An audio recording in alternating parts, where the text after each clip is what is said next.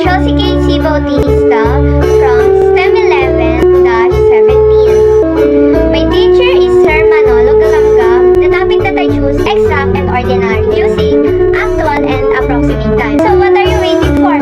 Let's go! A few moments later. Hello mga ate ko! So now we will start discussing exact and ordinary interest using actual and approximate time. So what is interest? Interest is a fee that people paid when they borrow money. Exact interest is a process that compute the interest of a debt that based on a 365 days of a year. The formula of exact interest is I equal PR multiplied by number of days over 365. So now, here is the exact interest formula. I equal PR times or multiply by number of days over 365. Then, our first example is Syra borrowed 30,000 pesos with a simple annual interest rate of 12% was made on June 16 and was due on October 30 of the same year.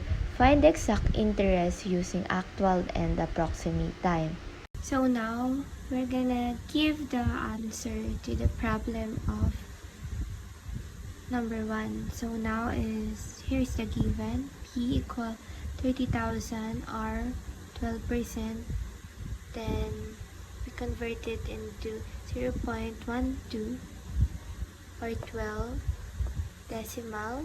Then number of days is still unknown. Here's the solution and the formula. So now let's compute the number of days first. So the answer is 136. So let's put it here. So now let's compute this first. Just put it the given here.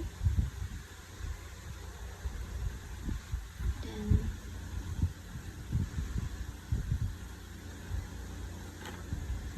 number of days is 136 over 365. Yan. So let's put it here on our calculator. 30,000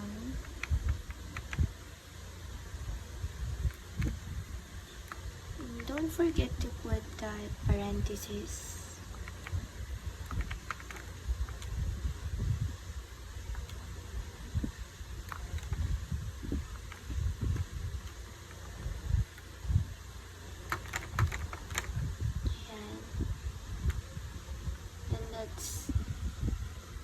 Convert it into decimal. Then ayan po. So the answer is 1341.37 kasi po nag-round off po tayo ng decimal point dahil yung 6 ang katabi po niya is 9, so magiging 7 because plus 1 po siya. So yung number 1 example po is gagawin naman natin approximate time. The given is still the same. Number of days is iba na po. Dahil nag-iba na po yung day ng July. 31 is naging 30 na po siya and August is naging 30 na din. So, ang solution is parehas pa rin po yung formula natin. Nag-iba lang po ang number of days dahil approximate time na po yung kailangan natin. Ganun pa rin po yung formula na susundin natin. And let's go po sa calculator. 30,000 pa rin po. Then yung parentheses is huwag kakalimutan. Open close parentheses. Then x is times. Then yun po. 134. Then ay mali. 34, then 365 pa rin po. Yan. Then, yung decimal po is answer po natin 1321.64 po. Against the light. Yan. Yan po yung sagot. Palagi po decimal ang sagot natin. So now, before we compute it, let's find the actual and the approximate time between May 10, 2020 to April 15, 2022. So here is the May 10, 2020. Then, gonna subtract it, 31 minus 10, 21 days, 21 divided by 4, 505.25. Not a leap year, this is an actual time. So, let's get the actual time total first. So, here's the number of the actual time, and then there's the months. So, the total is here, 705 days. So now let's get the approximate time of this. Here's the approximate days total, while this is the months. Then the total is 695. And add all of this. Then here's the total po, 695. So ito po yung approximate time when we find the actual and approximate time between May 10, 2020 and April 15, 2022. Yun po siya. So, ito po yung solution natin sa second problem. Yung P, 700,000. P na percent is magiging decimal, 0.05. Number of days, 705. Solution po yan. PR times number of days over 365, then I 700,000, open close parenthesis 0.05 multiply by 705, 365. Then, yan po, i-compute muna po natin siya.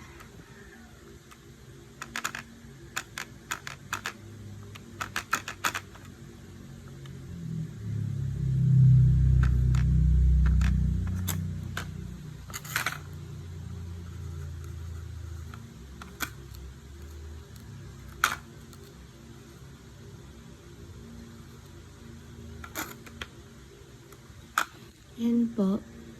Then, pagtapos po niyan, dito sa calculator natin, ans lang po ilalagay natin. Then, multiplication. Yan. 705 over 365. Yan po. Ans 705, 365. The answer is 67602.74. Why? Bakit naging 74? At yung answer dito is 67602.73 because nag-add tayo ng 1 dahil ang 9 is above 5. Kaya po naging ganon.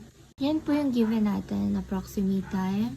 Na iba yung number of days, ang solution still the same, and yung kukunin natin is pareho lang din. So, let's find the answer. So, ayan po. Yung 35,000 times 395 over 365. And ito po yung total. Magiging 37876.71. So, now, here is our last example for our exact interest using the actual and approximate time. So, Love borrowed 60,000 pesos with simple annual interest rate for 4% was made on June 1 and was due on September 11 of the same year. Find the exact interest using actual and approximate time. So, ito na po yung ating computation. Ito po yung given 600,000 4%, then gagawin po natin decimal point 0.04. Number of days is ito po, June, July, August, September. Then ito po yung total is 100. Ito po natin siya 1, 2, 3. Di po is days. Then isa-substitute na po natin yung mga given natin. 0.07. Tapos, dito po 0.04. X, number of days natin, 102. Then, ito muna po yung unahin.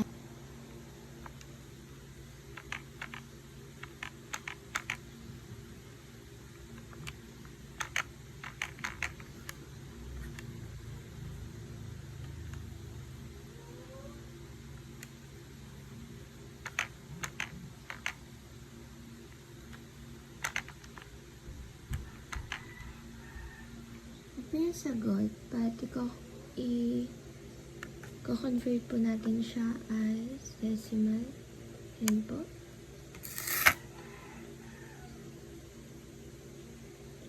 Ito yung pinaka-final answer natin.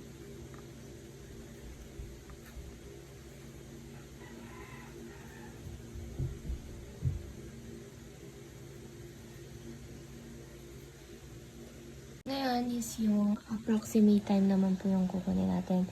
Given still the same po, naiba lang po yung number of days. Yun po.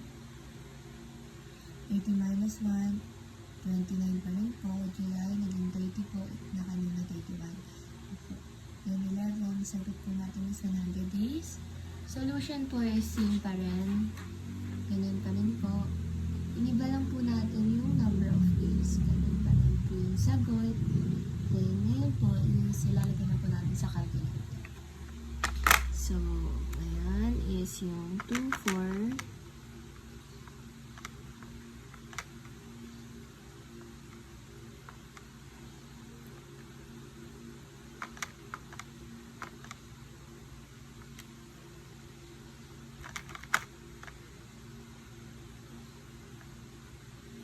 Yung sagot.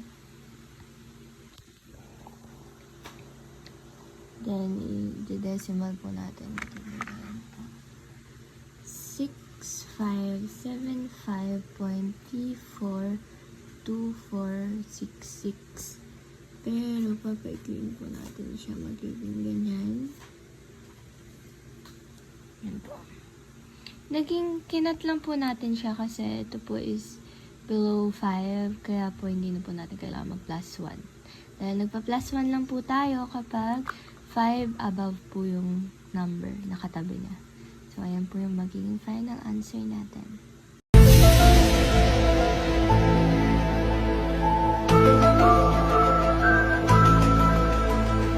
Now, what is the meaning of actual time?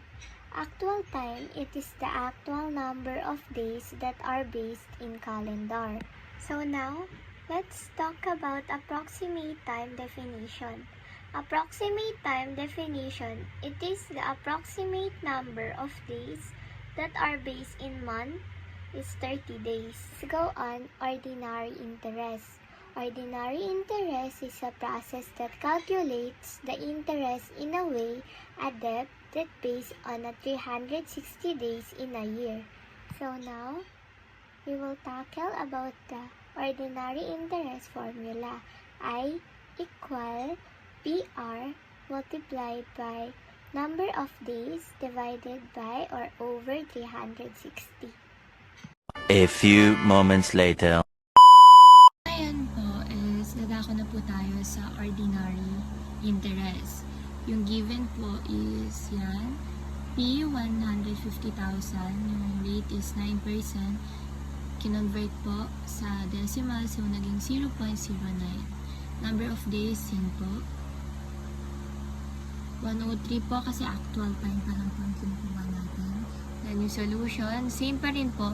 Nag-iba lang po yung nasa ilalim. So, yan. Sinubstitute na po natin. Magiging 150,000. Open close parenthesis. 0.09 times 103 over 360. Yan po. Yung 150,000 open close parenthesis na 0.09, ayun po yung sagot, 13,500.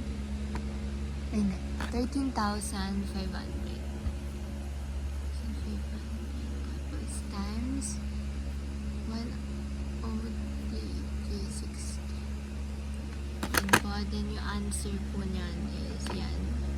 Then, ito times lang po natin. So, 103, 360. Then, i-convert as decimal. Yan po ang answer. 386.5. 62.5. Yan po. Number 2 po yan. Para mas ano po yan. 3862.5 po yung final answer natin sa actual. Then, let's go naman po sa approximate time. So, ayan po yung given natin. Sa approximate time naman po yung kukunin natin. P, ganun pa rin po. Yung R, same. Number of days lang po yung naiba dahil approximate time na ang kinukuha. Ang solution po is still same. Ganun pa rin. Nag-iba lang po yung number of days. Then, let's compute it na po. So, now po, ang pag-compute po natin is ganun pa rin. Yan. Open, close, and po. Ayan po yung total. So, now, we are in the second problem sa ordinary interest. So, ang given po natin is 750,000. Yung rate po natin is 12% and 0.12. Number of days is 76 days dahil ang ating kinukuha pa lamang ay actual. So, yung ating formula is same. Given is yan na po, nakalapat na po ang given natin. So, ngayon, ilalagay na lang po natin siya sa calculator. So, let's go! So, 750,000.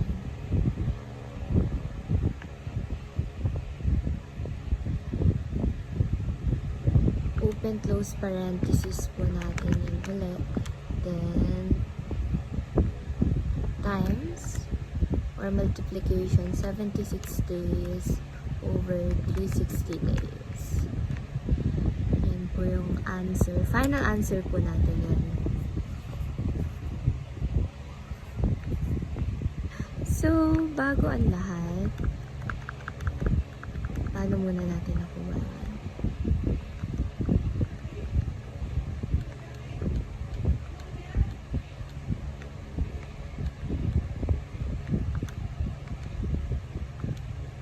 Yan, ito muna. Sagot is 9,000. Then, times natin. Yan po huwag kakalimutan yung times or yung multiplication kasi mamamali tayo. So, yan po. Yan po.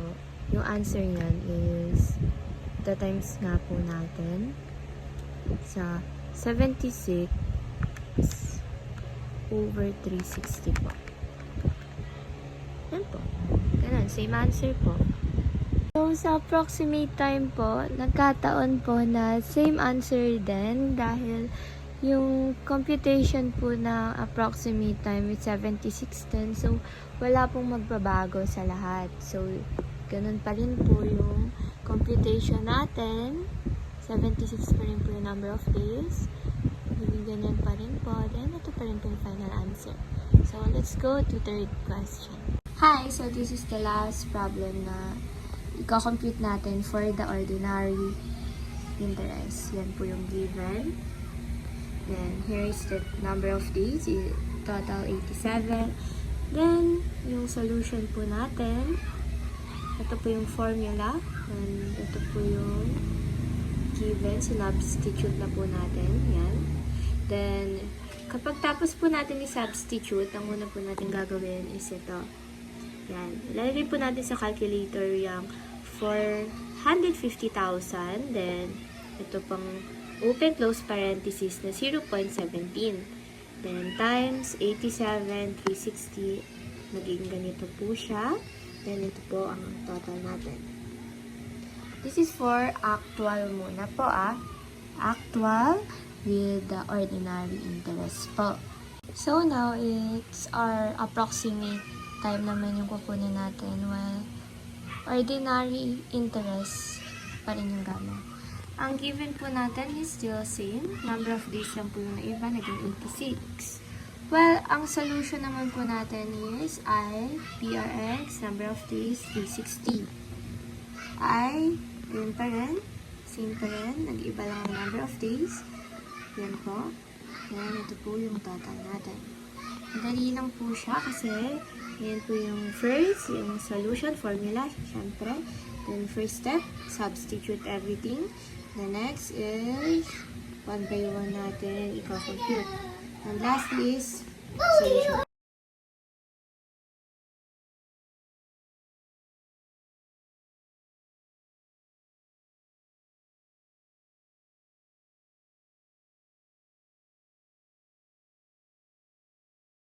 Ayan po yung mga given natin. So, actual and approximate time. Nandiyan na din po ang ating formula para makuha ang exact interest. Ito naman po is yung substitute na po natin yung mga given. Then, ito po yung final answer natin. Exact po yung kinukuha natin, guys.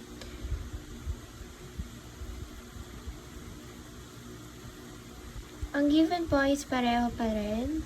Nag-iba lang po tayo na nasa ilalim ng number of days. 316 na siya. So, ganun pa rin. Substitute po ulit. Tapos, ito po yung ipuput niya yung buong yan sa calculator niyo. Careful po sa pagput ng ganito, ng mga symbols and sign. Then, ito po yung answer. 3,022.22 po. Ordinary interest na po ang kinukuha. Same given pa rin po, and ganun pa rin po yung gagawin. Palagi po natin susundin ang ating formula. Careful sa symbols. Yan, ayan po ang ating final answer. 3,222.22. Ang approximate time po ang ating ginamit dyan. So, yan po, ordinary interest. Palagi pong nauuna dapat ang actual sa pagkuha, and next ang approximate time po. 2,000 years later. Sa problem number 2 po, ganun pa rin yung gagawin. Then, yung 70,000 po, na naka-close parenthesis yung 0.05 times 83 over 365 po yung ilalagay sa calcu na may total po na 795.89. Ito po ay exact interest na ginamitan ng actual time. Next po is ganun pa rin po yung given, then yung formula is still the same. Ilalagay lang po natin yung sinubstitute natin ng mga given sa calculator. Be careful sa symbol and close open parenthesis.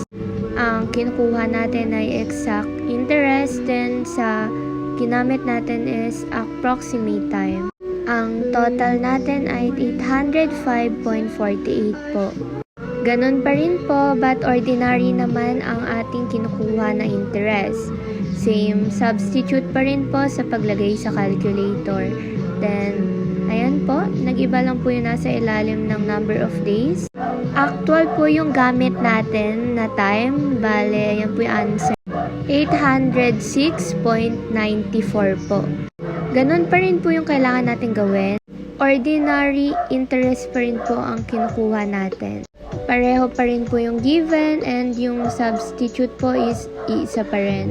And approximate time naman po ang gamit natin, na ang total po is 816.67 po.